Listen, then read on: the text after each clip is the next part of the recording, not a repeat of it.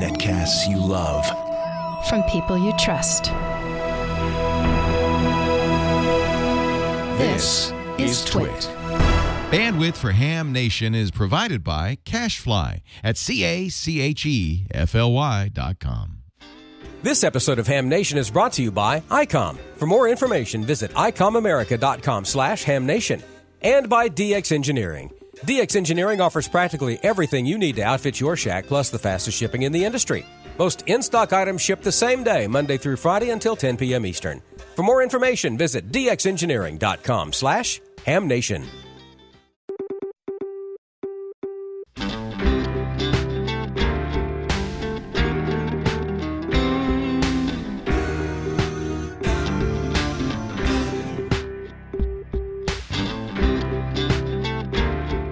This is Ham Nation, episode number 333 for January 10th, 2018. Remembering David Collingham, K3LP. Hello, everybody, from Belleville, Illinois. Yeah, that's our other home, just across the river from the Arch, the great Arch of St. Louis. This is K9EID, and we're here with a very special show tonight. I want all of you to pay attention. Some parts of this show are going to be crazy. Most of it's pretty serious. We've had a real disaster in the hobby this week, and Val's she's really got a nice piece, and you'll see what's going on. So pay attention, okay? And let's see all who's here. Of course, ladies first. Valerie, how are you doing? You holding up during all of this? I am. Jerry left yesterday for Bouvet, so kind of all by myself with my dog. But I did just get this. This is kind of cool. That's my first one like this. It's kind of, not your typical wooden one. All right. Winner. Central Division winner, so that's kind of cool. Another new plaque for the wall. Yeah. But yeah, lots of good stuff coming up. So make sure you stay tuned. We've got really exciting DXpedition going on, and they're going to be here live with us from their DXpedition. That's pretty neat. Yeah. All right. And what's happening with you, Gordo? Everything okay in Costa Mesa? Everything is fine here, Bob. Unfortunately, to the north of us, those in the LA area and Santa Barbara, they really got hammered after the fire. 1,000 homes damaged or gone. 300 last night washed down with all the embankments and all the mud flowing because of the fire damage. So ham radio operators were there. They were staffing the evacuation centers. And I'm very happy to say ham radio played an important part. And because ham radio is so important, especially in emergencies, tonight we're going to talk about these guys, and that is meters. So if you ever wanted to know what your voltage is or how much current, we're going to be looking at each one of these meters. Bob, back to you. Okay.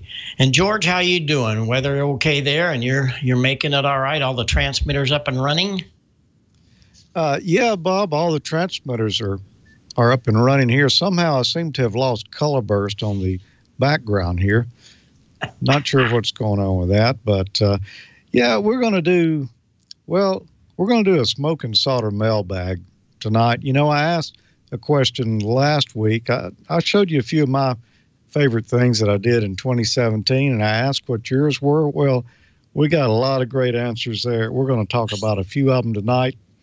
And, it's good to be back again. You can tell it's warmed up a little. Yeah. T-shirt weather tonight. Not quite T-shirt weather here, but, well, I want to take just a couple of minutes here before we get over to Gordo. I got a wonderful email and a phone call this morning. Very proud of everything that's been going on here, but discovered that the Pine Board project, and I'm sure if you haven't been building it, you know about it, and you've read QST. Well, QST awarded the Pine Board its cover award for January. Wow. This is an award that readers vote on. And I know about that. I've received one back in 1982 for the EQ200 that we brought to the market, but I didn't say anything because I didn't. That wouldn't be fair. So this was one fair and square, and thanks to all of the readers and all of you here that voted for it. But I was really really proud of that, let me tell you. But in all of this, why we've had some really great things happen. If you haven't read the article, why please do. You can go online and get it. But I've gotten so many nice pictures, and I talked to Bill in 4DH just today, and he has done a really cool thing. He built his power supply, and he built his preamplifier on chassis. And this is his test. The reason I'm showing that, I've showed you some of his work before. This is how he tests the preamp and the power supply with it.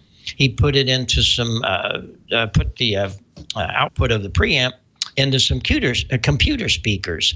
And it really, if you've done this, you know what I'm saying. It's beautiful. I mean, it's pretty scary how good that preamp is, but it's a good way to test it. There's Bill's whole rig, the power supply, the preamp, and then he built the final on pine board. So just fun ways to do it. We also have had a lot of questions about some parts. We know about AES, Antique Electronics, and some of them they don't have. And the relays that we talked about and showed you how to build a pine board relay, Gateway has them. Gateway Electronics is in St. Louis. Gateway dash. You have to make sure you put the dash. They have a great website, and best to call them. It's always best to call places. I don't know why people have got to go to get on my internet. Yeah, right, to see what's there, but it's best to call them. They've got the relays, they've got the bridge rectifiers, and they got tons of capacitors and resistors. You bring up their site, and you'll see what I mean. They have got all kinds of stuff. I was there yesterday.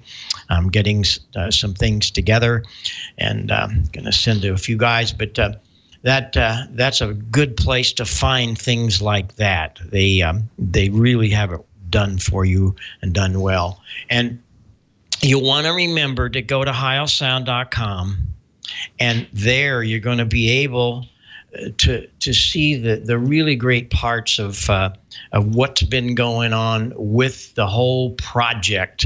All of the videos are there.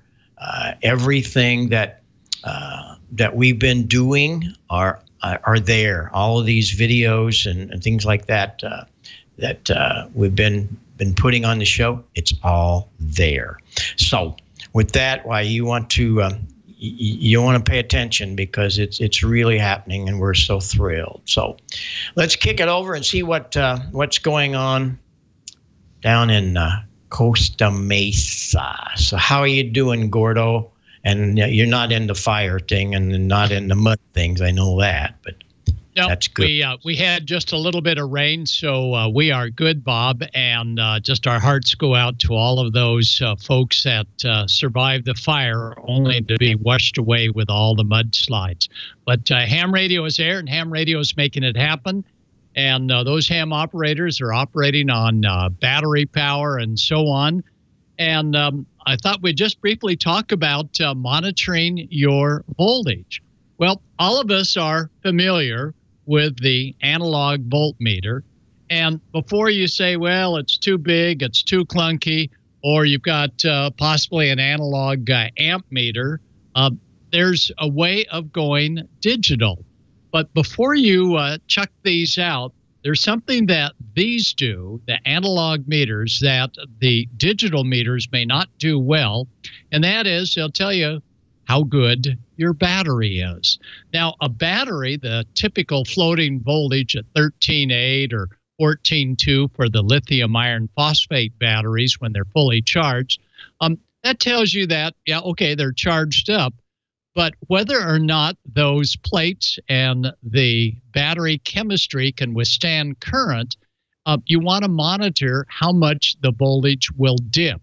And in our communications van, we have a big voltmeter, and during engine starting, it'll start at probably 13.8, but during the actual cranking of the engine, it drops down to about 11.5. And if it sticks at 11.5 as the 454 is turning and turning and turning and then gets started, that's good. But if it takes a dip to 11.5 and 11 and 10.5 and 10, that tells me I probably have a battery or two going south. You can't necessarily tell that on the digital meters because many times during engine cranking, the digitals will just not be able to follow those dips in the voltage. But let me tell you, digitals have their place. First of all, digital voltmeters a few years ago started out very small, and the display was great. And they came in different colors. And these are anywhere from $15 to $20, not real expensive. They draw like 1 milliamp or even less than that. And they faithfully will follow voltage fluctuations and voltage changes, as you can see right here. Then they went a little bit larger. And DX Engineering has sets of these different types of voltmeters for different applications. These are the very common ones you see at Hamfest, and they come in about 3 or 4 different colors, and they too faithfully will read up or read down depending as to what the voltage is. So these are good. They run cool. They also, with DX Engineering, have LCDs because during the daylight hours, these are a little tough to be trying to read. In fact, during Quartz Fest that's coming up shortly, we're going to be doing all sorts of evaluations. And next week, I'm going to point out what can go wrong at a big ham radio gathering. And I'm going to take 21 years of Quartz Fest activities and pull out what I feel are just some of the things that, gosh, I never thought that would malfunction like that, other than rain. Well, back to the voltage meters. Here's one that I just got, and I love it. And it is a digital meter, and look at this. As we vary the voltage, you'll see the outside colors change. And if you're not right next to the voltmeter and you need to read it at a distance, you can begin to see how it'll track your voltage and go into different colors if the voltage is either too high or come down here or very low. So I like that little outside ring. It's about a $25 to $29 meter, and I don't have a model number. I know some of the ham stores are carrying them, but this is my favorite in that it really works well. But because it's a voltmeter, you've got to put up with the brightness of the display, which is pretty bright, which means that if you're going to put it in the dark cabin of your sleeping quarters of the RV, it's going to probably keep you and your wife up all night long. DX Engineering and others carry this wonderful voltmeter.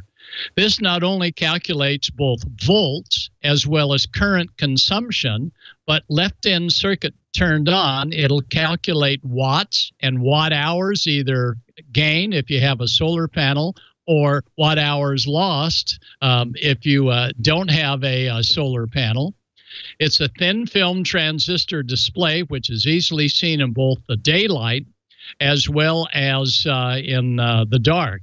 So I like this one a lot because it lets me come back and see whether or not my solar panel is working. And you'll see that on the DX Engineering catalog on their page 112. And they've got a host of other cool voltmeters. Ham Source, which DX Engineering sells, also have a voltage distribution panel, and it has a small little voltmeter, and this is pretty nice. And the nice thing about it is it comes with the Anderson connectors all lined up, ready to roll. On this particular one, you do need to assemble it ahead of time, the Andersons, but on some of the Andersons are already there.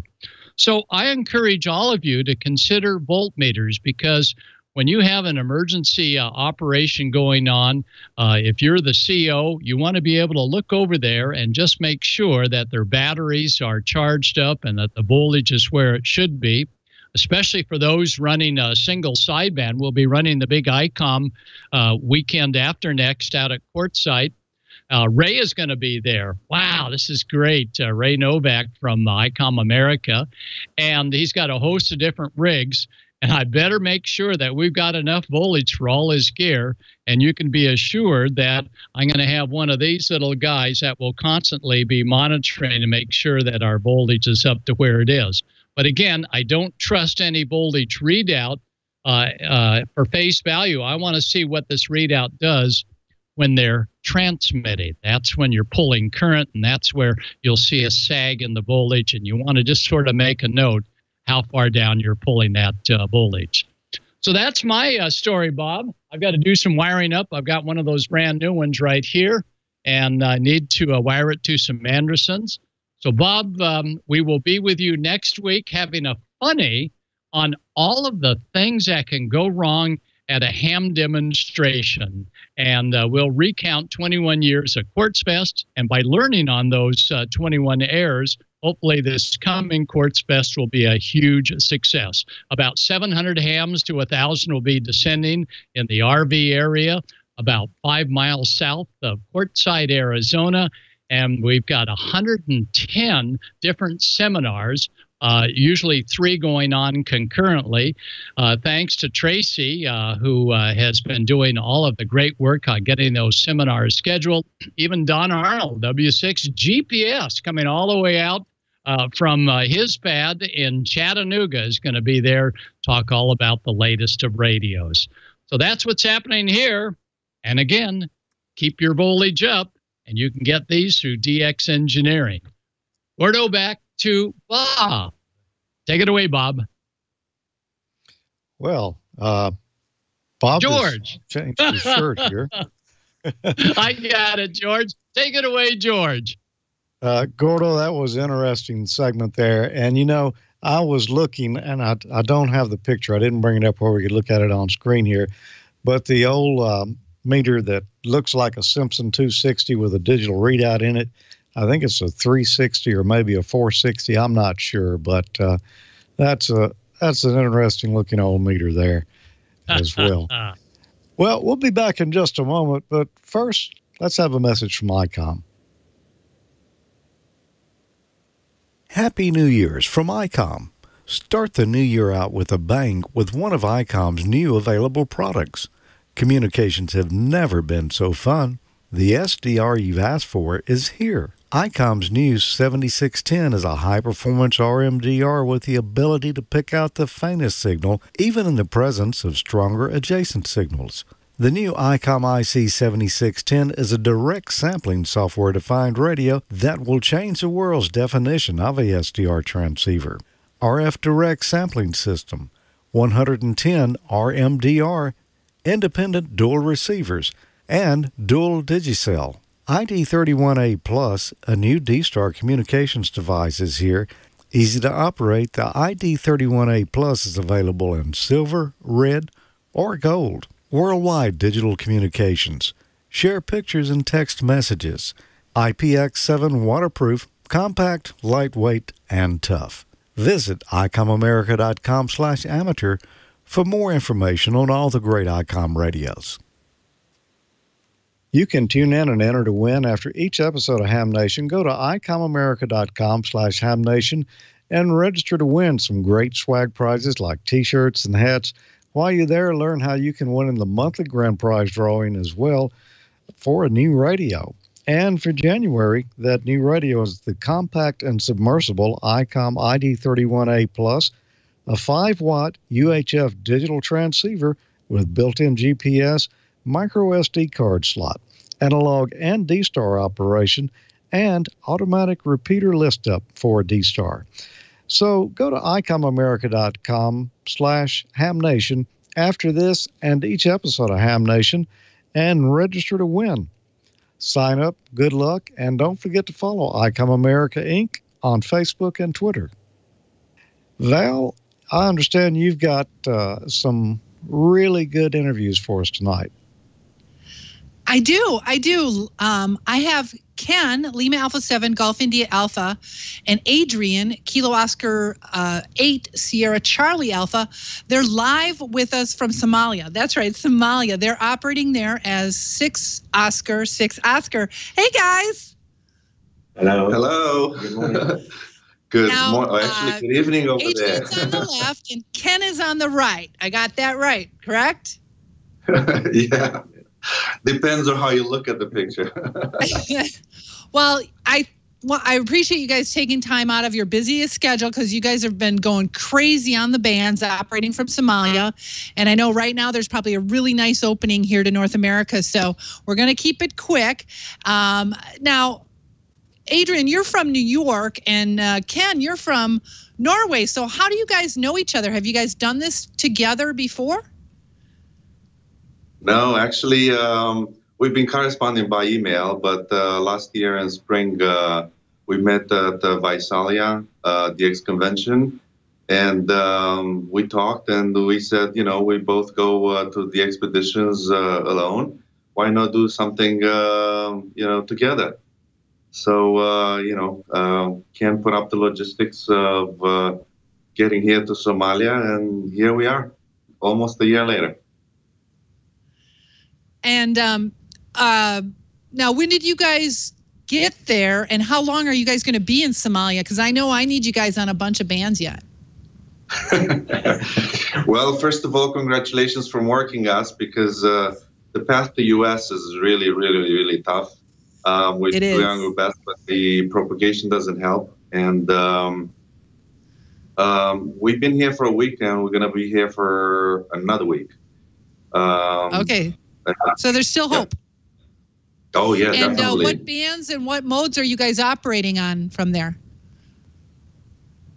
Well, yeah. It's mostly CW. We do also do some sideband, and Adrian also yesterday did some FT8. So that was a historical QSO. It was the first FT8 QSO from Somalia. So basically it's CW with SSBN as well. Okay. Yeah, that's all I've gotten you on right now is CW, but I do need you on RIDI or I can do FT8, so I'll get you on FT8 or sideband as well. So, and what kind of equipment are you using? And I believe Victor has some shots of some of your antennas and equipment as well. Yeah, we are using K3 transceivers, and we have a KPA 500 amplifier and the Juma 1000 amplifier. We're using a big IR vertical antenna and Mosley, here's in the pictures, and a Mosley beam. And we have a bunch of dipoles and some other contacted verticals. Here's the beam that Ken is using, multi-band, including work bands. This is me installing the vertical for 80 meters. It's with raised radials. Quite a challenge to install, not from the technical point of view, but trying to keep a great balance between being and staying safe and going out and installing beverages and some other, antennas. And there's your little shack there. It probably gets loud with you both on sideband. Well, because the propagation the way it is, we try to push a lot of CW so that we keep a good rate. We're up to 10,000 QSOs, like I said. So, and that's mostly because we do a lot of CW. We can keep a higher rate on CW than other modes. Although we do try to do SSB and RIDI and, like Ken said, FT8. And I know there's another shot, that shot right there. And I saw the barbed wire. So what is the security like there for you? Do you guys feel safe there? Well, it's a safe environment. It's a guarded place. So we have soldiers keeping an eye on the gates and, at the facilities here. And this is a picture that we actually took, I think today or yesterday? No, yesterday. Yesterday, we were just coming back from outside the facility where we have installed some beverages, and we had some problems with it, and we fixed it. We were so happy that we were able to fix it. It's quite a challenge to get things done here. And when we came back, we said, okay, let's take a shot with the good guys that keep us safe. And these are the guys that, were at the front gate, or back gate, I should say. You're in some kind of compound, is that right? Yes. Okay. And I did notice that you were almost at the 10,000. You probably broke it when I looked on Club Log, because you guys are on Club Log. And for those of you who aren't even a member of Club Log, if you work the 6 Asker, you can go to Club Log and go into the log check, put in 6 Asker, put your call in, and see if you've worked, what bands that they have you on, in case you're not quite sure if they came back to you. Now, how often are you updating your Club Log? Well, the good thing about it is that to avoid the duplicate QSOs and give more chances to others for all-time new ones, we decided to have live updates. So the moment you make the QSO, a few seconds later, go on Club Log, check it, and say, "Oh, look at this, I have it," and you can consider yourself a winner. And not only that, every 24 hours we upload all the QSOs to Logbook of the World. So the next day you can look at the Logbook of the World and see your QSO confirmed, and voila, you've got a new one confirmed. And since you're in Club Log, when you're done next week, are you going to activate OQRS? We have a QSL manager, Charles M0 Oscar X-ray Oscar from UK, and he has a separate OQRS system. So anybody who wants a direct QSL card can go into the OQRS system, Charles. Well, and I think if you go to la7gia.com, right, if you go there, there's a 6 Asker, and you can go in there and check your logs there as well. And that's really where you can also donate, because you guys are there for a cause, correct? Yeah. So well, kind of. You're helping Doctors Without Borders, right? Yes, that's correct. We are paying for all the expenses of this DXpedition. Everything that has to do any money that they're donated or from QSL cards, they'll go into the organization called Doctors Without Borders, and all the donations will be sent there at the end of February. Ken can give you a more updated amount of how much we. Yeah, so far we have actually about, I think, $7,000-8,000 collected. So the plan is to donate the money to Doctors Without Borders February 1st. And this money will be earmarked the work in Somalia. So that is very important to us, that all the money we give will go back to Puntland in Somalia. Well, that's wonderful that you're doing that. They're a wonderful organization. And so if anybody's interested in learning more, you do have a Facebook group. I know it's just search 6 Asker in Facebook, and you can join that group.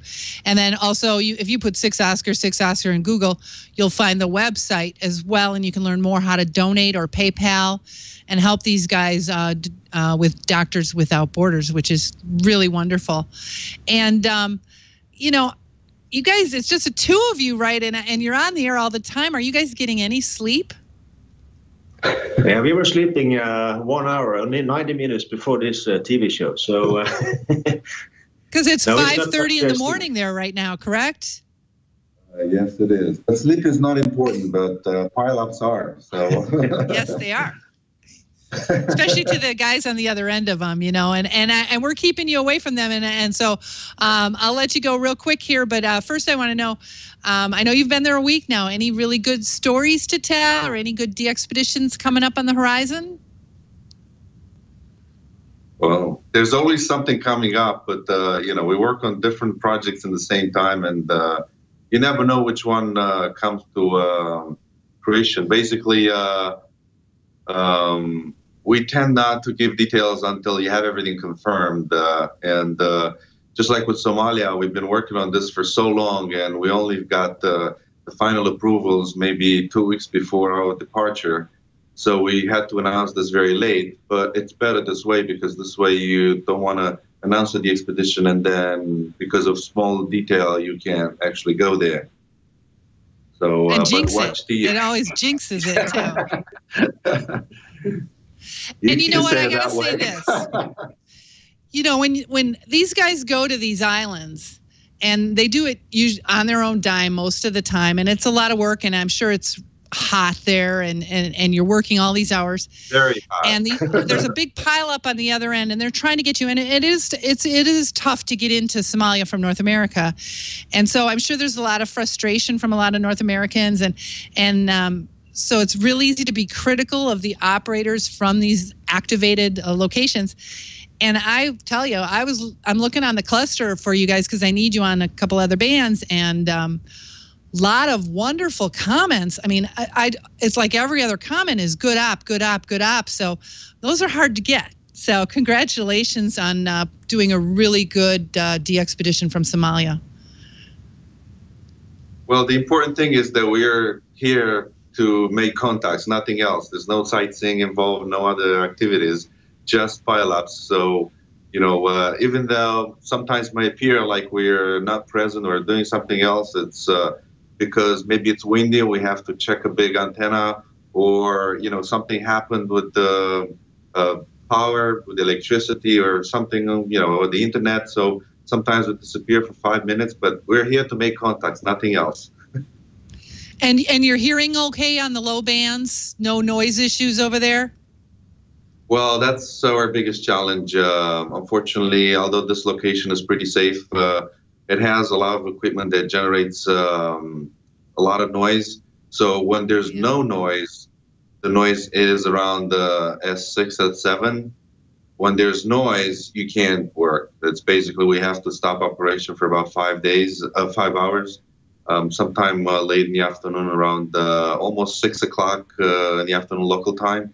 That's about 3 Zulu. And then for 5 hours, we can't work anything, but we use that opportunity to sleep. And unfortunately, that's when good openings to US are, but, you know, there's nothing we can do if the noise is 20 dB below, you know, above the signal. So it is what it is. Yeah, 160 is hard enough as it is without the noise. Yeah. And I know when you go to some of these more underdeveloped countries, their electrical grids just, you know, I know there's lots of noise. So hats off to you guys for a wonderful DXpedition from Somalia. Stay safe, keep it going, and I'll let you guys get back to the pileup. And we do appreciate you coming on Ham Nation tonight. Thank you, Bob, for having us on the show. It was a pleasure. Thank you, guys. 73 and 88. 7388. Now look for me on 80 and 160. Okay. Okay. All right. Thank you, guys. Well, it is a DXpedition season, and there's a really big one coming up, as you heard at the top of the show. Jerry and a bunch of the North America guys left yesterday morning for Chile, and they landed about 3 hours ago in Punta Arenas. As a matter of fact, I just got a text from Jerry. A couple of them that aren't sleeping because it's 1:45 there, are actually watching the show right now. So that's kind of cool. They will be heading by boat to Bouvet, and I have a slide for that if you want to show that, Victor. And it is Bouvet Island, 3Y0 Zulu, is the most remote island in the world. And you can kind of see it there. It's wedged between the southern part of South Africa, the southern part of South America, and Antarctica. And from Punta Arenas to get to Bouvet, it's going to be about 14 days. And so if you want to track their progress, if you just go to that website right there, the share.garmin.com/Bouvet, it will be pinging, I don't know, every so many hours, and you can watch the progress on the boat as it's heading towards Bouvet. Now, that's not going to happen for a couple of days now because they have to take boater safety and their meetings and things like that. But so make sure you could do that. Or if you want to just make it easier, you can subscribe to the 3Y0 Zulu Bouvet Island Facebook group. So just go search that on your Facebook search bar and put your call sign in, and then I'll approve you and get you in the group, and you can keep up to date on what's happening with that DXpedition. We're going to have a lot of fun stuff coming up as they activate. So look for that in a couple of weeks or so. And last but not least, I want to mention, for those who haven't heard, we weren't able to get the website up for the Ham Nation 300 certificates. And so I'm doing those by hand. So if you want to get your Ham Nation 300 certificate, send me an email, nv9l@arrl.net, and I will try and get those out to you as fast as I can. And also, I'm still doing tips, tricks, and hacks for ham radio. So if you have any cool tips, tricks, or hacks, that's hard to say, about antennas, a shack, or something, other people might be interested in, a cool little trick, make sure you email me that as well, and I will get that on the air, your photos and ideas at nv9l@arrl.net. Now, that's all for this part of my segment. I am going to be on after the chat room, and we're going to pay a special tribute to a very special ham. And so that's all I've got for now. So I'm going to pass it over to Don. Welcome, Don. Hey, Val, thanks a lot. And I want to say hello to all of our listeners on WTWW, the big shortwave 5085 and 12.105. And if there's something ham radio related that you want to get on the air at WTWW, you can do that. Just email them at WTWW. It's email at WTWW.us. Very, very simple. Yeah, you mentioned Bouvet. That's going to be exciting. And we're going to be talking about DX engineering right now. And all the DXers on the planet are just beside themselves because after years, decades, in fact, of preparation, the long-awaited 3 Yankee 0 Zulu Bouvet Island DXpedition, number 2 on ham radio's most wanted list, is almost here. DX Engineering proud to play a major role in helping make this a once-in-a-lifetime opportunity and a huge success for thousands of hams who hope to log this rarer-than-rare DXCC entity. I mean, this is the farthest place that you can get from anywhere on the planet, pretty much. And here's a reminder of some of the key details. Now, depending on the weather, this 20-member team, who is extremely experienced, is scheduled to arrive on Bouvet January 20th. Oddly enough, my son Tyler in 7 TMW's birthday. They plan to operate from this uninhabited, glacier-covered rock 1,090 miles from Antarctica until the end of February. The team's website will give you propagation prediction videos on all bands, as well as a handy tool that lets you obtain propagation data specific to your QTH. And of course, the folks at DX Engineering have gone above and beyond to help their fellow hams work them all. They've collaborated with the 3 Yankee 0 Zulu team to engineer and produce the following mission-critical gear exclusively designed for Bouvet. An efficient 90-foot, top-loaded 160-meter vertical that can be quickly and safely installed. Features a heavy-duty hinged pivot base with custom base insulators that accommodate a 40-foot falling derrick made with 3-inch diameter pipe. A prototype beefed-up falling derrick mask system capable of handling Bouvet's harsh weather. The support structure can be set up wearing thick gloves. Has a base that can handle the wind load of a full-size 3-element 20-meter Yagi. And it breaks down for easy transport via helicopter. This is specialized stuff. And as the DXpedition's, it's hard to say, as the DXpedition's official supplier of coax cable, DX Engineering provided 400 max low-loss 50-ohm coax assemblies with the patented revolutionary PL 259 connectors, also available to upgrade your own station in time for Bouvet.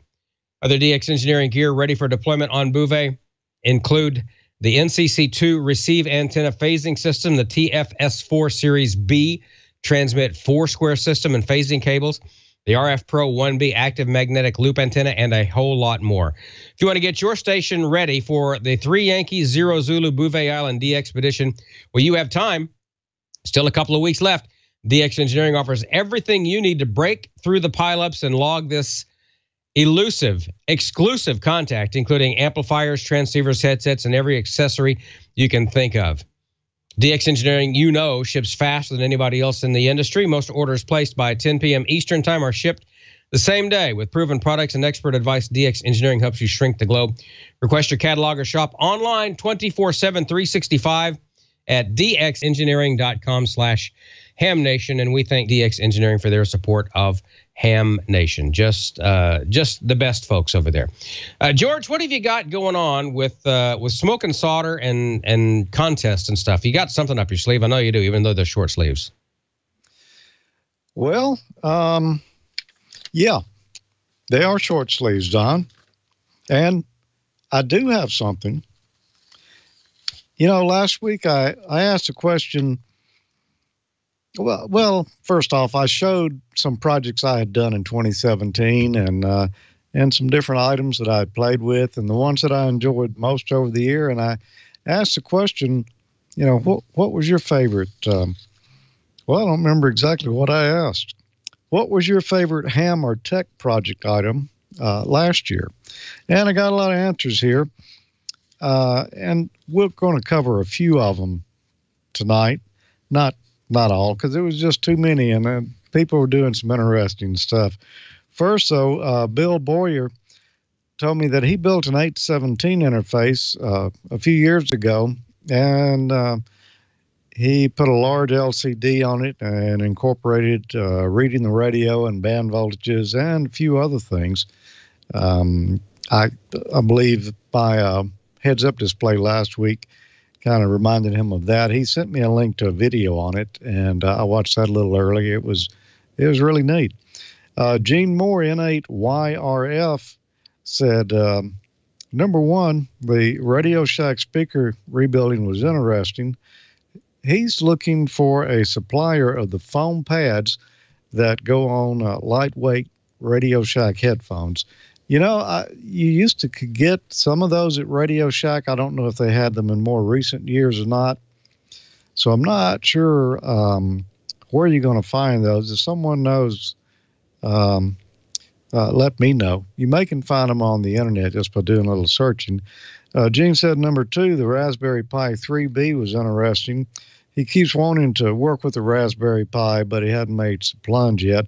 And he's wondering, could you set up one for a dedicated packet computer? And yeah, Gene, it would be perfect for a dedicated packet computer, no doubt about that.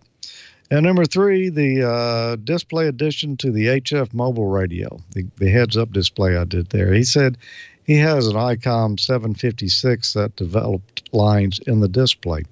And I have not heard of that being a problem on that rig, but it could be. Well, that would be a solution. Of course, if you haven't got in to the Arduino and some of that stuff, it might be a little challenge because my code won't work on anything but that 857. You can make it work with other rigs. You'd have to do a little programming, and I have heard from some folks who plan to do that. Take what I had done, modify it to work with a different radio. Mike Jones, KM4TQU, said, George, his favorite project this past year was the BitX40. And he says he actually has it working. And he added fuse holders and some other goodies. And he made the mic from a PVC valve or pipe.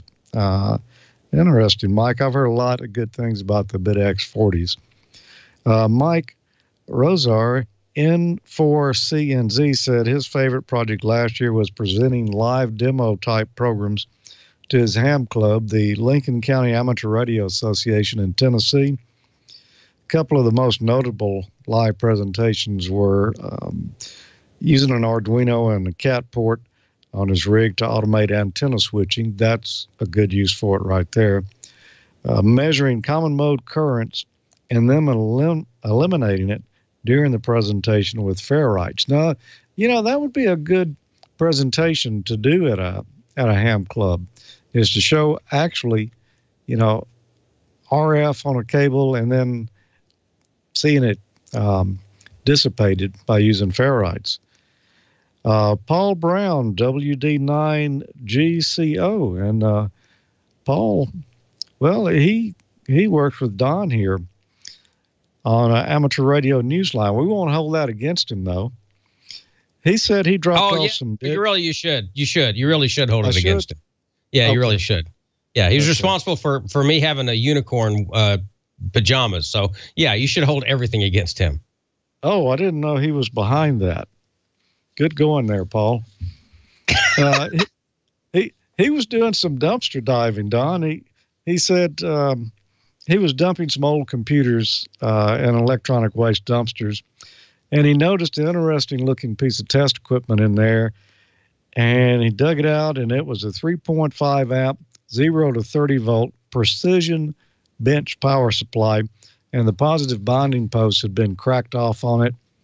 He pulled it out, tested it, and the thing actually worked. So at Dayton this past year, when he wasn't coming up with the idea for your unicorn pajamas there, he did a little searching around, found him another bonding post, took it home, used a solder iron and a Dremel tool, repaired that power supply. And so now he's got a $200 power supply. He's got about 75 cents and a little elbow grease invested. That's good. Mike K0ZS said 3 cool things that he did in 2017. He added a real-time clock to a Raspberry Pi. Then he connected a TNC and a 2-meter rig with a Ringo Ranger of about 25 feet, runs it on battery-backed DC, and that's enabled him to provide APRS, digital repeater, and iGate, filling unserved portions of 3 counties there.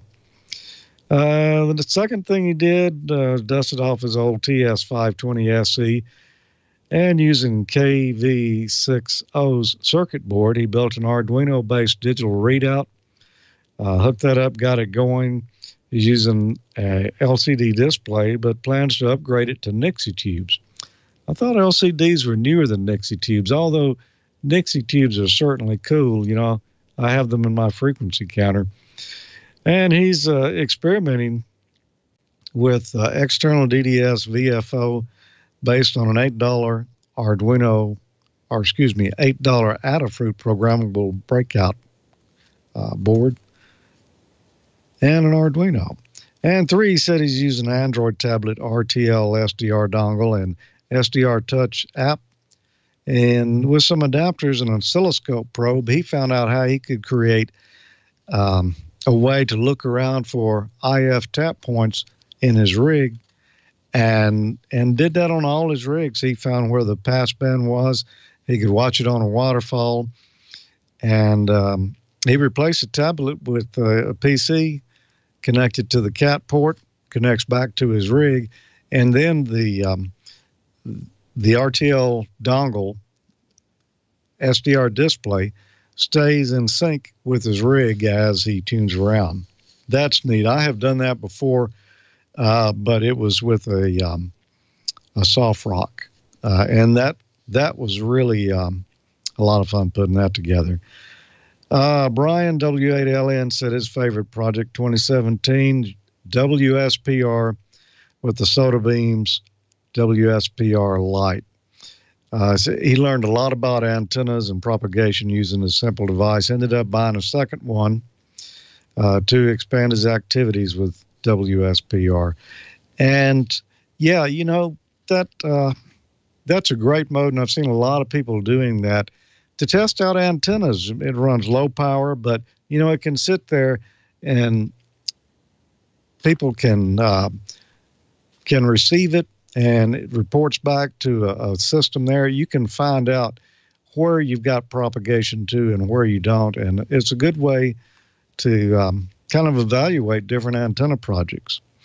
And then one more here we're going to read, because I had to pick a winner, and the random winner, Francis Higgins, W8RZN, and he said his favorite project was the BitX40 QRP 40-meter transceiver.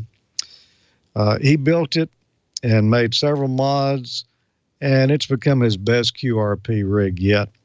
Starting now, the Micro BitX 6-band QRP rig. So he's going to work on the Micro BitX 6-band there, and maybe we'll hear back on how that turned out for him. I know a lot of people are doing those BitXs, and that's what it's all about. I did hear from some people in there who were building the Pine Board projects as well, and of course we know all about the success of that. And I'm not building one myself here, but you know, the more I think about it, the more I'm wanting to. Well, congratulations, Francis. You're going to win a DX Engineering silkscreen T-shirt, just like the one I have right here, courtesy of DX Engineering. We appreciate them sponsoring Ham Nation. And next week, I will not be here, so we're not going to start up another contest now, but we will the following week when I'm back. Thanks, everyone, for sending me your emails and telling me how much fun you had in 2017, what you have been working on. Now, everybody keep it up. Maybe some of those topics we covered here tonight will give you a little inspiration, and you can get started hacking or experimenting or making contacts, what have you. You know, some fun activities in ham radio and technology in 2018 here. And we may do this again in the future, revisit it and see what everybody's working on. Well, that does it for me, and it's that point in the show. Yes, it's Don Wilbanks in the news. Yeah, and before we get into the Newsline thing, the Whisper, the WSPR, is really fascinating. If you're not playing with that, you really need to. I had a lot of fun with that during the solar eclipse. I actually had my Whisper set up to band hop, and it would go from 80 to 40 to 20 to 10 and hop back and forth, and was able to watch that remotely when I was at work as the eclipse was coming over. It was just absolutely fascinating. So, yeah, if you're not playing with Whisper, weak signal reporting, you really need to play with that a little bit. All right, let's go ahead and get into the news of the week from Amateur Radio Newsline. From Amateur Radio Newsline Report number 2097, these are the Ham Nation headlines for Wednesday, January 10th, 2018. The dawn of a new year has brought the ARRL International Grid Chase, which is challenging hams to operate on any band except 60 meters in pursuit of as many different Maidenhead grid squares as they can possibly work. Newsline managed to catch up with a veteran of this kind of grid square victory, Pat Rose, W5OZI of Junction, Texas. In 2010, Pat became the second recipient of the ARRL's Fred Fish Memorial Award. The award is given to hams who successfully work all 488 grid squares in the contiguous United States. Pat became the first ham to replicate on 6 meters what Fred Fish himself had accomplished before becoming a silent key. Pat told Newsline that he once believed working all 488 grids was impossible. He said because it was a new award at the time, he thought it would be fun to try. He even ended up working some rare grids. He told us in his email, I finally worked KB8U Russ in CM79 on June 17th, 2010 for the last one when he went backpacking there. Remember Pat's success and know that persistence surely pays off. For Amateur Radio Newsline, I'm Jim Dameron, N8TMW. April will be here before you know it, and so will the International DX Convention. If you're wanting an early seat at the table for the International DX Convention, you can secure yourself a spot in just a few days. Registration opens on the 15th of January for the 69th annual event. The convention is sponsored by the Southern California DX Club and is being held April 20th to 22nd at the Visalia Convention Center. The keynote speech at Saturday's banquet will focus on the Bouvet Island DXpedition 3 Yankee 0 Zulu. The team of hams is scheduled to leave later this month for the Rare Island, which is second on the DXCC's Most Wanted list. Other activities at the California Weekend Convention will feature talks by some of the world's most accomplished DXpeditioners, sharing their tips and stories. To get more details, visit their website, dxconvention.org. For Amateur Radio Newsline, I'm Heather Emby, KB3TZD. A sad addendum to this story is the tragic passing of David Collingham, K3LP, noted contester and DXpeditioner. David was part of dozens of the world's biggest DXpeditions and a 2014 inductee to the CQDX Hall of Fame. On the night of Friday, January 5th, David let his dog out. When the dog didn't return, David went searching. The dog had fallen through a frozen pond, and David attempted a rescue. Our deepest condolences go out to his wife, Rebecca, son Ryan, and daughter Mandy. David Collingham was 59. You'll be hearing more Cuban hams on the air soon. The latest licensing exam in Cuba produced plenty of new amateurs and quite a few impressive upgrades. Radio amateurs in Cuba have proven themselves to be scholars. The FRC, the Cuban Radio Federation, reports that 98% of the candidates taking the licensing test on December 16th have passed. That means Cuba will have 103 newly licensed hams getting call signs with a CL prefix and 100 others qualified for upgrades to higher levels of licensing with the call sign prefixes of CM and CO. The FRC reports that this rate of success surpasses performance on the previous exam by 8%. The FRC announced that it was pleased with these latest test results and hopes the addition of the new licensed amateurs will increase radio access to regions of Cuba that are mountainous and otherwise inaccessible. The FRC is also reaching out increasingly to youngsters and YLs. For Amateur Radio Newsline, I'm Kevin Trotman, N5PRE. For the rest of this week's Amateur Radio News, please listen to the full Amateur Radio Newsline report online on a repeater near you or on shortwave radio station WTWW at 9930 and 5085 kilohertz. And that's all from the Amateur Radio Newsline, your independent source for amateur radio news for 4 decades and counting at www.arnewsline.org. With Jim Dameron, N8TMW, Heather Emby, KB3TZD, Kevin Trotman, N5PRE, Karen Eve Murray, KD2GUT at the news desk in New York, and our news team across the globe. I'm Don Wilbanks, AE5DW 73. We'll see you next time here on Ham Nation. Now here's the solar update with Dr. Tamitha Skov. Space weather really quiets down with a spotless sun and only a wispy coronal hole to make some noise. Will emergency communications suffer? Those stories and more in the news this week.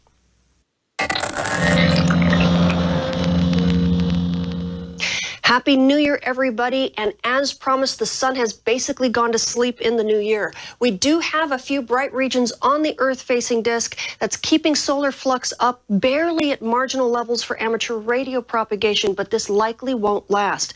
We also have a remnant of a coronal hole that's going to be moving into the Earth strike zone here in the next 3 to 4 days. It will give us a little bit of a disturbance, maybe even bring aurora down to high latitudes, but at mid-latitudes, it may be a struggle. Let's hope that it's enough of a disturbance to help boost radio propagation for you emergency responders this week, because these bright regions, they ain't cutting it. Switching to your M-flare threat meter, you can see we are extremely low when it comes to the X-ray flux. As a matter of fact, these are some of the lowest levels we've seen in this solar cycle, which is expected. Again, we are approaching solar minimum.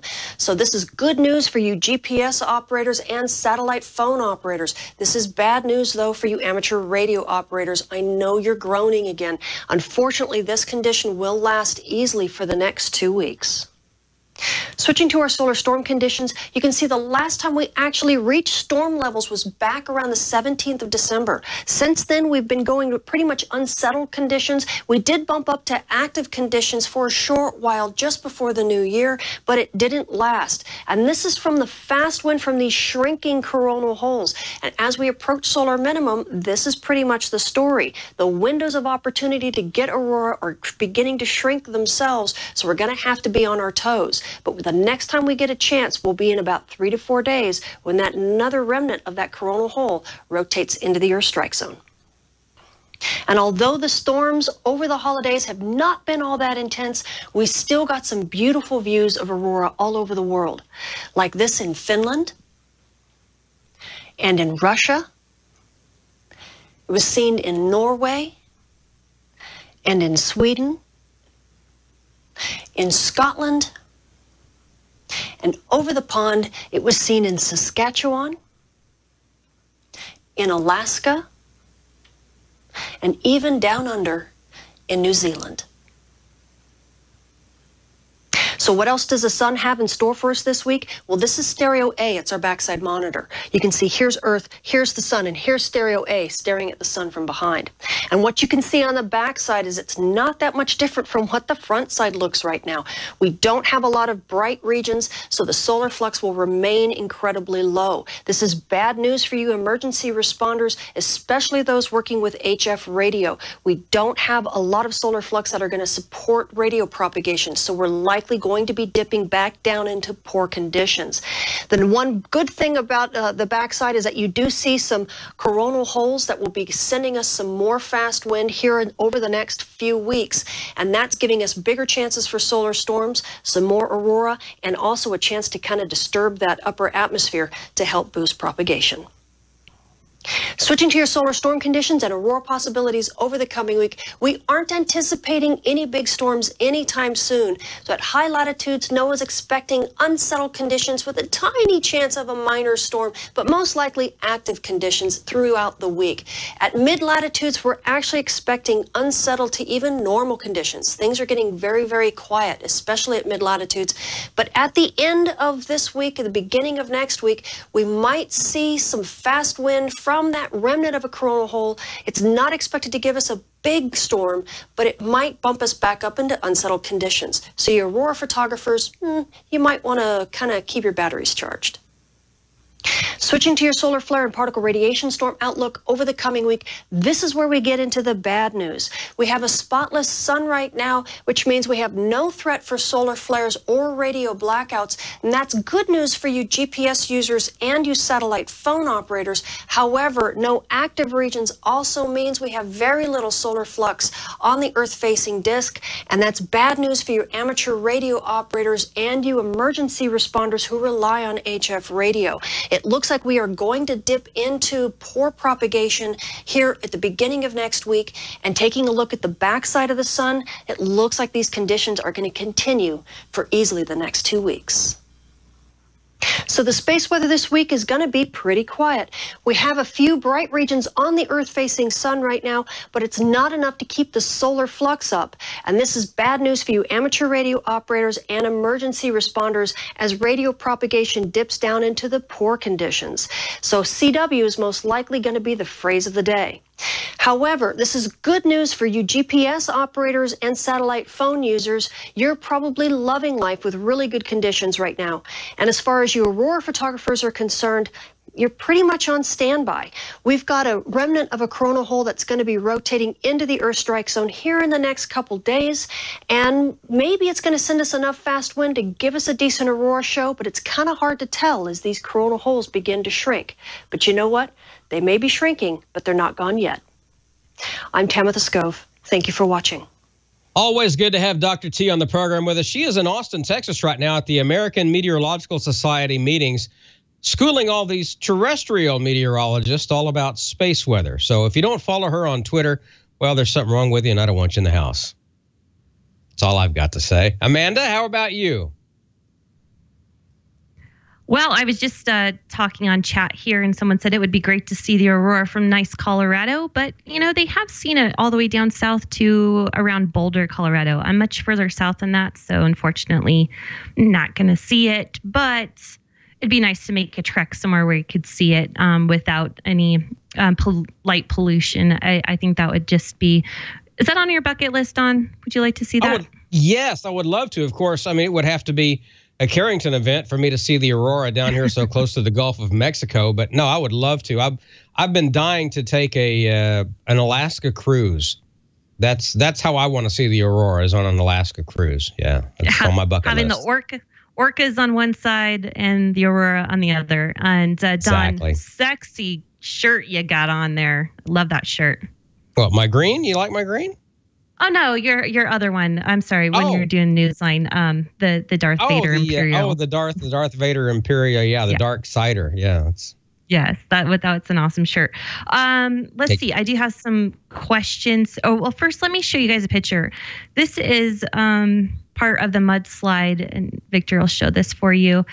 This is my nephew's godparents' house in Montecito, and the whole first floor is covered in mud, and they were rescued by firefighters there, and almost had to be lifted, but they managed to get out. They had mud up to their waist, and they had to carry their dog out, and they didn't have a chance to grab their phones or anything. So prayers to everyone that's facing that. Just hits close to home. And it's my sister's, her rehearsal dinner was there. I've been to that house, and it's just sad, and it was a gorgeous house. So, all right, let's move on.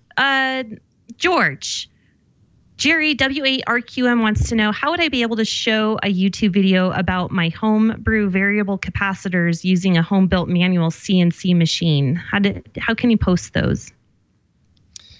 How can he post a YouTube video? Is that the question, Amanda? I'm a little unclear there. Yeah, he just said, how would I be able to show a YouTube video about my homebrew? And you're the YouTube expert, so I figured maybe you could give him some expert tips on how to get those shots. Okay. Well, the first thing you do is sign up, get a YouTube account. You can do that for free. Go to YouTube, and you'll learn how to sign on there, get an account. Then they will allow you to post videos. So you got to record the video next. If you've got a camera, well, video cameras, certainly use that. If you're using a Windows machine, Windows Movie Maker, you could use that to do some basic editing with if you needed to. If you don't have a video camera, then use your cell phone. Most smartphones now will shoot decent video. I've actually done a couple of things before that I ended up using. So that is another option. The main thing I would say is hold your camera still while you're taking your shots. Don't move around a lot, and it'll make it easier for folks to watch. Once you get your video assembled, then you can log back into your YouTube account and upload it. When you do that, you will get a link to where that video is going to be posted. Copy that link, and then you can take that and email it to whoever you'd like to share that video with. Plus, if you set the video to be public, then anyone searching through YouTube can find that video. As you upload it, you put a description in there on what the video is about. There's also a place to put in keywords, and you would put in maybe a CNC milling machine or whatever, keywords you think there would kind of help people to discover that video. So that would be my tip. And I agree with Windows Movie Maker. That's what I use to produce the Newsline headline piece here for Ham Nation. And it works great, and it's quick and easy. Yeah. And free. And I think Val uses that too. Is that correct, Valerie? I use that. I use BlackBerry if I want to screen capture, and then I use ProShow Producer a lot as well. So I kind of toggle, but I think out of all three of them, the easiest one is Movie Maker. Okay. By the way, Valerie, you look stunning tonight. You look really nice. I do? Thank you so much. Yes, you do. I have that Jerry's Gone glow. Yeah, you might. I almost spit my tea. I am woman on my own glow. Oh, man, that's funny. Now, I have a kind of a question about Jerry. Does he do special things to prepare for these kind of DXpeditions? Like, does he go into changing his diet and stuff to prepare to be out there for, they do. They put him on a exercise and regiment and everything to get him ready for these things. So yeah, he gets ready for this months in advance, and the UPS guys and the FedEx guys just keep showing up with spikes to go on their boots for walking on ice, and just every day a new box comes in with something in it. So, but yeah, he definitely. I may splurge on the diet thing because I do all the cooking and the baking, but yeah, he exercises. Yeah, that makes sense when they're going to go to. You don't want to have Applebee's and then go to beans and toast. So, well, thank you, Val, and that was an awesome interview, by the way, with Six Oscar. Those guys are cool. Wasn't that great to get guys from Somalia? That's pretty cool. I was pretty shocked that their signal was so good, especially since you couldn't get that good of a signal out of Puerto Rico. So, hey, not bad. It looked like they were in a brick building, and so that was good. They did. I would have been nervous about being there with the razor wire AKs and stuff protecting me, but those guys are doing an awesome job. Isn't that Black Hawk Down? That was Somalia, right? Yeah, I wouldn't go to Mogadishu. Somalia. No, thank you. Nope. Okay, George, I have another question for you. This one is, and I know we get this question a lot, but you do some QRP work when you're out in the woods with Tommy and such, and you guys are messing around. Just real quickly, any kind of good QRP antenna that they can throw up inside their house for use? Inside the house, that's going to depend on your band that you want to operate on. Obviously, coming up with an 80-meter antenna to operate inside the house would be very difficult, as would 120. 40 meters might be possible. 20 and on up, the antennas get shorter, so they're a lot easier. I've had friends, my friend Wayne has used a couple of hamstick dipoles. You can, I forget what they call it. They make a mount you can put 2 ham sticks on it, and they will operate like a dipole if you do that. And something like that might be possible, because then you can get a smaller antenna inside your house. The main problem is going to be locating it. You want to put it where you're not going to be around any metal, including wiring in your house, because you're going to get RF into everything. If you do that, even though it's QRP, you get some in there, but the big problem will be the noise that you're going to pick up. So you're going to have to experiment. Loop antennas, if you come up with a compact loop antenna too, that might be a good option to help combat the noise. But I would say the noise is that you're going to receive is going to probably be the biggest issue you would have. If you can get up in the attic, so much the better. We've covered attic antennas here before and different things people have done around the house. So some experimenting, just start somewhere and try till you get something that works. The magnetic loops come to mind. A lot of people in the chat room are saying the chameleon P loop. So yeah, the magnetic loops work really, really good because they're small, they're compact, and a perfect fit inside, and it's great for QRP. So not the most efficient in the world, but I mean, when you're looking at doing QRP with a loop antenna anyway, it's all a compromise, but that will do it inside for you for sure, a magnetic loop. Absolutely. And as Bob's favorite saying is, just put it up and try it out. Exactly. Don't overthink it. Just put something up, see if it works. If not, try the next one. It's better than nothing. That's right. I just a couple of tips here for the chat room. Sometimes we as hosts miss your questions, and I'm going to give you a hint on how we can find your questions better. When you want to send something to us, just copy and paste our username and put that in the text box first, and then type your question, and then it highlights up red for us and we see it immediately. I don't like to miss questions, but it happens sometimes because sometimes it moves so fast. So if you have a comment for Don and want to tell him his shirt is ugly, just copy name, put it in, Don, your shirt sucks. All right. Other than that, I know. That was a great example, everyone. It's fine. Let's go next. So we have 14 Charlie for D-Star. Do drop in for Echolink. TAC 311 for DMR.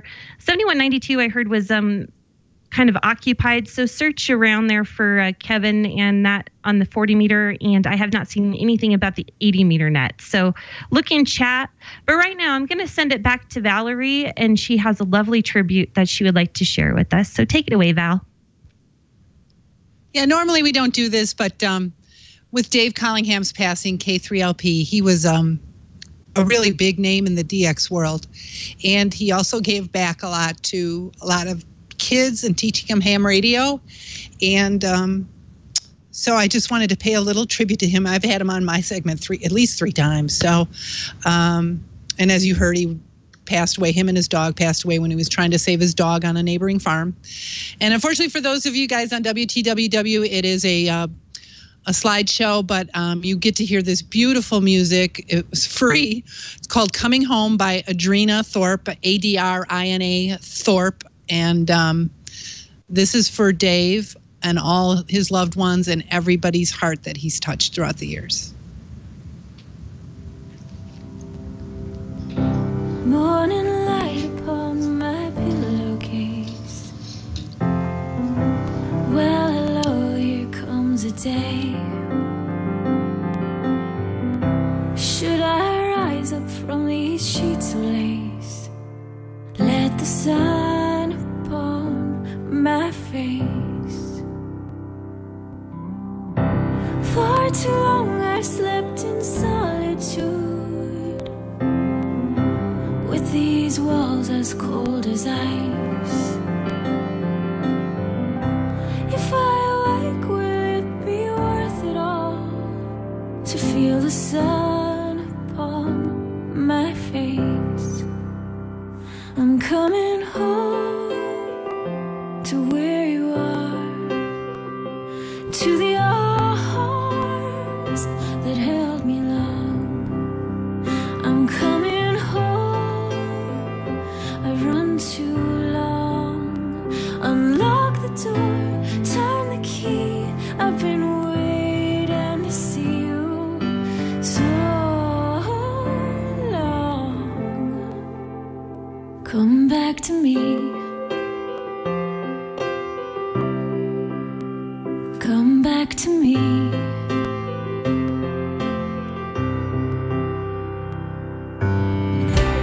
Tell me everything is new again. As I walk this dusty road, run to greet me with the racing wind and the sun upon your face. I'm coming home to where you are, to the arms that held me long. I'm coming home, I've run too long. Unlock the door, turn the key, I've been waiting to see you so long. Come back to me. Come back to me. Come back to me. Come back to me.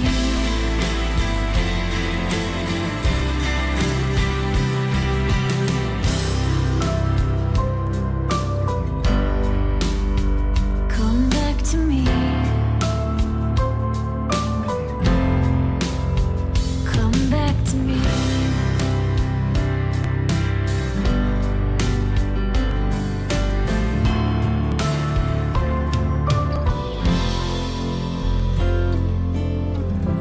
I may tiptoe to your windowsill, just to find that nothing's changed. Hiding from the eyes that love me still, with the sun upon my face. I'm coming home to where you are, to the arms that held me long. I'm coming home, I've run too long. Unlock the door, turn the key, I've been waiting to see you so long. Come back to me. Come back to me. Come back to me. Come back to me.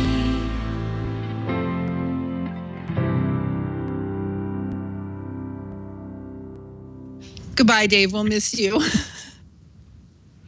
Thanks, Val. That was a really great tribute. Very sad. He was a good guy. I mean, he was just here last November, so. He's been on Ham Nation a time or two, as I recall, as well. So, Well, yeah. I've had him on at least 3 times. I didn't go back and Yeah. count, but he might have Yeah. been on before that too. Yeah. Yeah. So it's just so tragic. So, and he was really getting into the giving back, and I'm going to probably be doing something with that. I've been talking to some people about doing something, but I'll wait for things to settle first. But really sad. So, all right. Well, I think that'll do it for us tonight. On that note, remembering Dave. We will see you all next week here on Ham Nation. Good night, everybody. Night. Night.